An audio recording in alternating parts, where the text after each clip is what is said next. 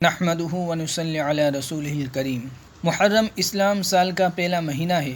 یہ ان 4 حرمت والے مہینوں میں سے ہے جن کے متعلق قرآن نے کہا ہے ان میں جنگ و جدال سے بچا جائے۔ سورہ توبہ آیت نمبر 36۔ محرم کی حقیقت 10 محرم الحرام جسے یوم عاشورہ کہا جاتا ہے، اسلام میں ایک بہت بابرکت، عظیم اور تاریخ ساز دن ہے۔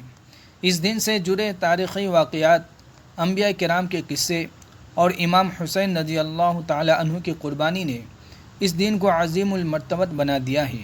10 محرم کی حقیقت اللہ تعالیٰ کے نزدیک عظمت والا دن ہے۔ حضرت ابن عباس رضی اللہ تعالی عنہ فرماتے ہیں، جب نبی کریم صلی اللہ علیہ وسلم مدینہ تشریف لائے تو آپ نے یہود کو عاشورہ کے دن روزہ رکھتے دیکھا۔ آپ نے پوچھا یہ کیا ہے؟ انہوں نے کہا یہ ایک عظیم دن ہے۔ اس دن اللہ تعالیٰ نے حضرت موسیٰ علیہ السلام اور ان کی قوم کو نجات دی اور فرعون اور اس کی قوم کو غرق کیا۔ حضرت موسیٰ علیہ السلام نے اس دن کا روزہ رکھا تھا شکرانے کے طور پر، تو ہم بھی روزہ رکھتے ہیں۔ نبی کریم صلی اللہ علیہ وسلم نے فرمایا ہم موسیٰ کے زیادہ حقدار ہیں، چنانچہ آپ صلی اللہ علیہ وسلم نے خود روزہ رکھا اور صحابہ کو بھی اس دن کا روزہ رکھنے کا حکم دیا۔ 2 روزہ رکھنے کی فضیلت۔ نبی کریم صلی اللہ علیہ وسلم نے فرمایا میں اللہ سے امید رکھتا ہوں کہ عاشورہ کا روزہ پچھلے سال کے گناہوں کا کفارہ بن جائے گا۔ 10 محرم کے ساتھ 9 محرم کا روزہ رکھنا بھی سنت ہے۔ آپ صلی اللہ علیہ وسلم نے فرمایا اگر میں اگلے سال زندہ رہا تو ضرور 9 اور 10 محرم کا روزہ رکھوں گا۔ 10 محرم کو حضرت آدم علیہ السلام کی توبہ قبول ہوئی۔ 10 محرم کو حضرت نوح علیہ السلام کی کشتی کوہ جودی پر ٹھہری۔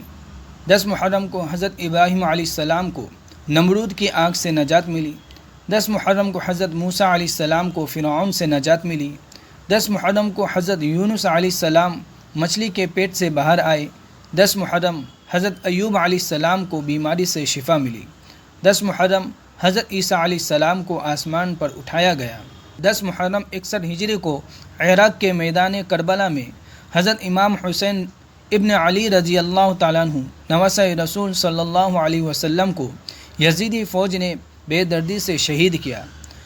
آپ رضی اللہ تعالیٰ عنہ نے حق، عدل، دین اسلام کے تحفظ کے خاطر جان کی بازی لگا دی۔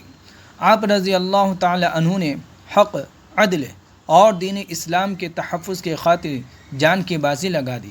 آپ رضی اللہ تعالیٰ عنہ کا یہ پیغام تھا میں ظلم کے خلاف دین کی سربلندی کے لیے نکلا ہوں۔ یہ واقعہ ہمیں قربانی، صبر، حق گوئی اور استقامت کا پیغام دیتا ہے۔ کیا 10 محرم صرف امام حسین رضی اللہ تعالیٰ عنہ کا غم منانے کا دن ہے؟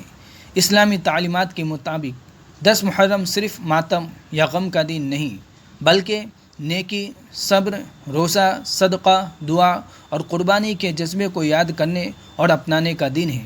ہمیں نبیوں کے واقعات اور امام حسین رضی اللہ تعالیٰ عنہ کی قربانی سے سیکھنا ہے کہ حق پر ڈٹ جانا اصل کامیابی ہے۔